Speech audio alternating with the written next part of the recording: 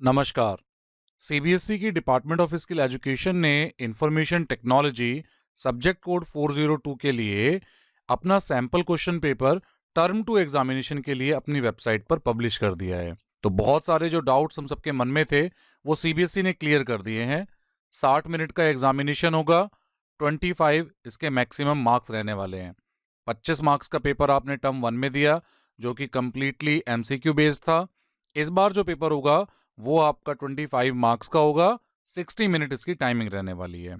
Employability skills आपकी 5 marks की रहेगी और 5 मार्क्स में आपकी 2 यूनिट हैं, एंटरप्रेन्योरशिप स्किल्स और ग्रीन स्किल्स।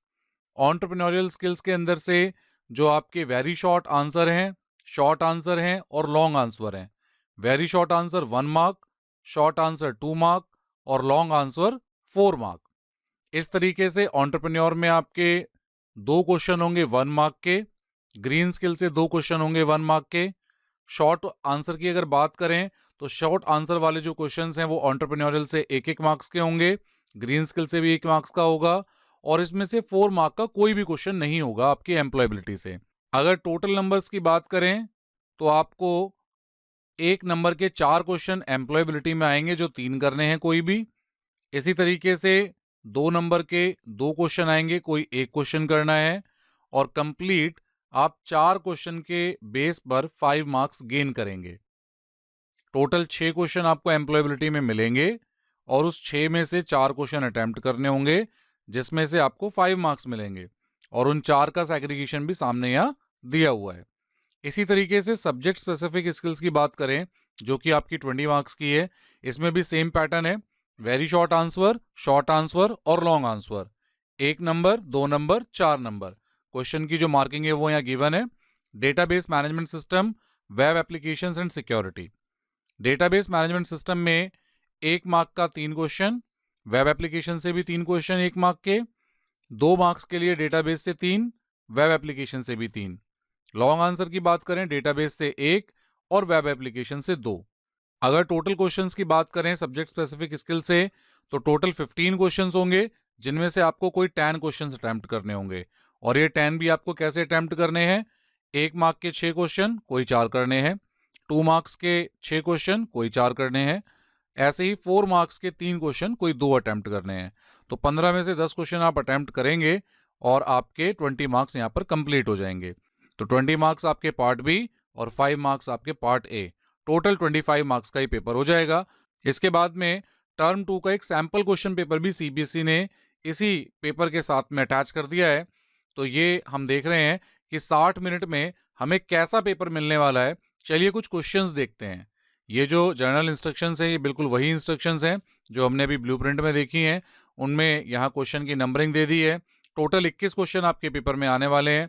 1 से लेके 4 के क्वेश्चन 1 मार्क के होंगे और 5 से लेके 6 2 मार्क्स के होंगे, यानी 1 से 4 और 5 से 6। टोटल 1 से लेके क्वेश्चन नंबर 6 ये एम्प्लॉयबिलिटी का पार्ट होगा और उसके बाद में क्वेश्चन नंबर 7 से लेके 12, 13 से लेके 18 और 19 से लेके 21 ये क्वेश्चन नंबर 7 से लेकर के 21 ये पार्ट बी का पार्ट होगा, जिसमें जो आपका सेक्शन सी है वो कॉम्पिटेंसी बेस्ड पार्ट होगा जिसमें आपको 3 क्वेश्चन मिलेंगे और कोई 2 आपको अटेम्प्ट करने होंगे।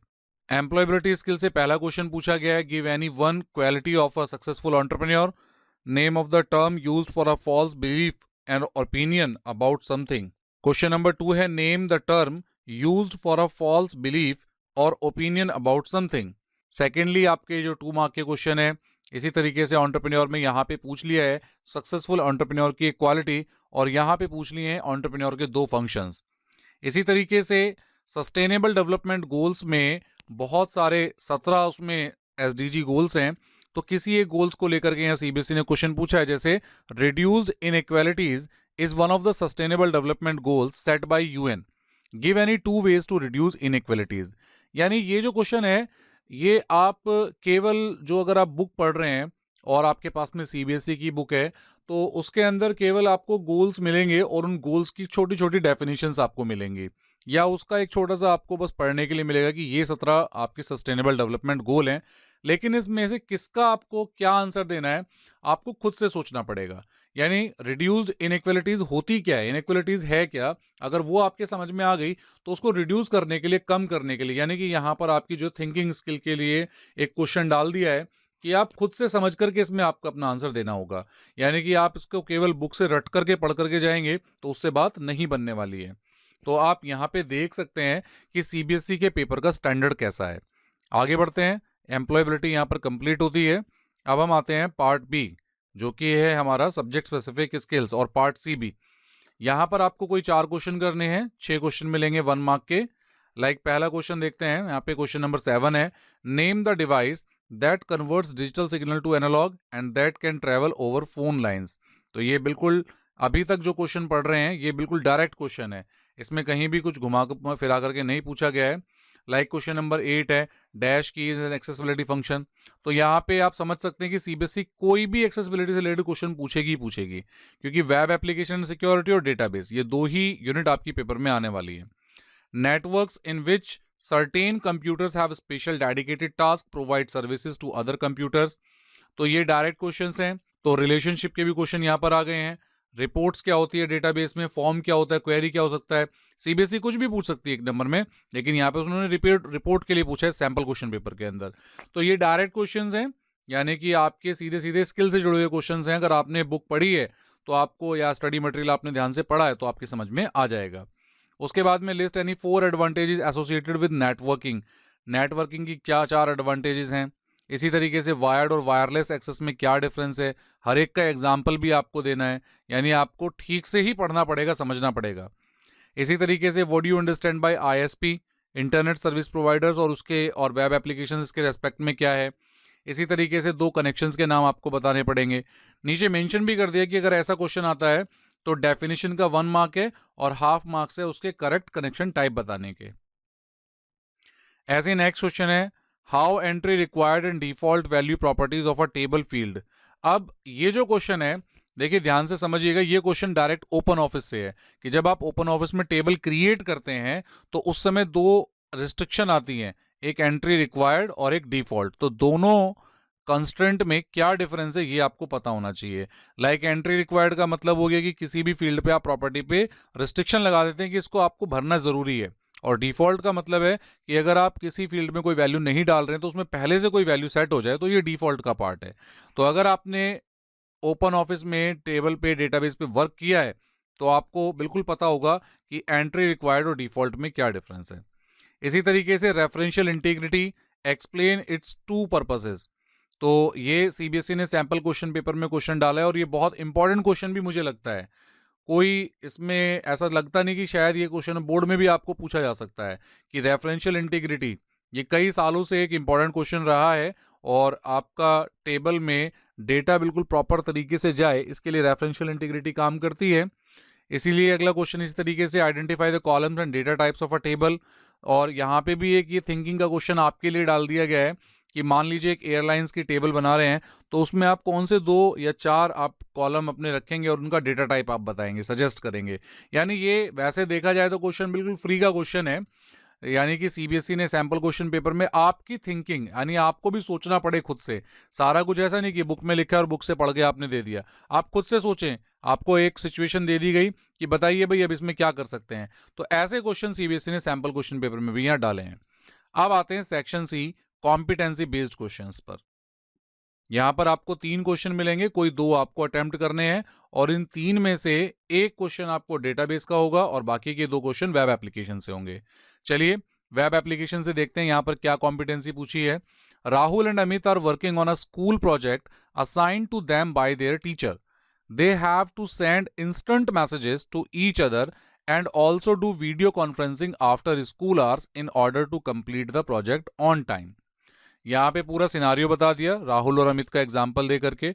अब 2 क्वेश्चन पूछे हैं, suggest any 4 good instant messaging software that they can use. तो आप सबको पता है, कोई भी 4 आपको एक ऐसे सॉफ्टवेयर के बारे में बताना है, जैसे व्हाट्सएप है, फेसबुक मैसेंजर है, और भी आप अपने नाम बता सकते हैं। तो 4 अच्छे इंस्टेंट मैसेजिंग सॉफ्टवेयर के नाम आपको बताने हैं। उसके बाद apart from computers list 4 hardware and Rahul and Amit need for a video conferencing. तो देखिए एक सिनारियो दे करके आपसे डायरेक्ट क्वेश्चन पूछ लिए गए। तो यही है कॉम्पिटेंसी बेस्ड, कि आपको सिचुएशंस बताई जाएंगी। लाइक नेक्स्ट एग्जांपल देखते हैं। Rahul has purchased some stationery items from an online site. He has to make online payments for the items to complete the transaction. Help by answering his following queries. अब ये queries जोड़ दी। अब ये 4 number का question है, 4 ही question डाल दी, यानी देखा जाए तो क्वेश्चन नंबर 20 जो 4 मार्क का है वो भी 4 हिस्सों में डिवाइड हो गया। 1 मार्क के 4 क्वेश्चन यहां पर आ गए। ऐसे ही आगे देखते हैं। ये आ गया है डेटाबेस पार्ट। अब ये डेटाबेस पार्ट में सीधे सीधे माई सीक्वल की क्वेरीज जोड़ दी हैं। ये टीचर्स नाम की एक टेबल है, यहां पर भी आपको ऐसे 4 क्वेश्चन आ गए हैं। Like to show all the information about IT teachers, तो यहाँ पे सेलेक्ट क्वेरी आ गई है। To list the details of all the teachers who are getting salary between 20,000 to 35,000। भाई उन लोगों की मुझे डिटेल्स दिखाओ जिनकी सैलरी 20 से 35,000 के बीच में है। तो यहाँ पे भी सेलेक्ट क्वेरी आ गई है। सेलेक्ट क्वेरी के साथ में वेयर क्लोज आ गया है। इसी तरीके से to display the subject of all the teachers whose age is more than 40 years, यानी उन सभी टीचर्स के सब्जेक्ट दिखाने हैं जिन टीचर्स की एज मोर देन 40 ईयर है। तो यहाँ पे भी एक आपको रिलेशनल ऑपरेटर आ गया है कि आप इसमें वेयर क्लॉज के साथ ग्रेटर देन का साइन लगाएंगे। इसी तरीके से डी पार्ट में पूछा है to display the list of names of all the teachers in alphabetic order, यानी असेंडिंग और डिसेंडिंग ऑर्डर करने के लिए भी बताया गया है, यानी आप इसमें ऑर्डर बाय भी लगाएंगे। तो ऑर्डर बाय क्वेश्चन भी इसी में पूछ लिया सीबीएसई ने। आपसे वेयर क्लॉज के साथ में सेलेक्ट क्वेरी पूछी है, वेयर क्लॉज के साथ में बिटवीन के साथ में एंड ऑपरेटर लग करके सेलेक्ट क्वेरी पूछी है, और आप सारे डाटा देख सके तो सिंपल सेलेक्ट क्वेरी डीक्यूएल क्वेरीज आपसे यहाँ पे पूछी है। हालांकि ये क्वेश्चन पेपर आपका पूरा 4 पेजेस में अवेलेबल है, और इसमें विजुअली इम्पेयर्ड स्टूडेंट्स के लिए भी क्वेश्चन है जिनको लिखने में थोड़ा प्रॉब्लम रहेगा। तो डेटा इंटीग्रिटी की डेफिनेशन वो बताएंगे, डेटा इनकंसिस्टेंसी है, कंपोजिट प्राइमरी की है, रिलेशनशिप है। अब ये क्वेश्चन आपकी थ्योरी में भी पूछे जा सकते हैं, आपसे भी पूछे जा सकते हैं। हालांकि ये क्वेश्चन 21 विजुअली इम्पेयर्ड स्टूडेंट्स के लिए है। इसका पूरा मार्किंग स्कीम यानी इसका पूरा सॉल्यूशन भी सीबीएसई ने अपनी वेबसाइट पर अवेलेबल कराया है, और इस वीडियो के डिस्क्रिप्शन में भी हम इन दोनों पीडीएफ का लिंक आपको दे देंगे। आप सैंपल क्वेश्चन पेपर देखिए। क्वेश्चन पेपर बहुत बढ़िया है, मतलब अच्छा खासा सीबीएसई ने स्टैंडर्ड दिया है। और उसके बाद में इसकी जो मार्किंग स्कीम है वो भी आप यहीं से देख करके, इसके आंसर देख करके अपने जो खुद के आंसर हैं उनसे कॉन्फिडेंट हो सकते हैं। और इवन हमने भी आप लोगों के लिए पूरा का पूरा एक क्वेश्चन बैंक तैयार किया है जो आपके टर्म 2 की तैयारी करने में आपको काफ़ी हेल्पफुल रहेगा, और इस वीडियो की डिस्क्रिप्शन में आपको उसका लिंक भी मिल जाएगा। आप लोग भी बताइए ये क्वेश्चन पेपर आपको कैसा लगा। कमेंट सेक्शन में आप हमें बताएंगे तो हमें लगेगा कि हाँ, ये वीडियो आपके लिए कुछ हेल्पफुल रही है।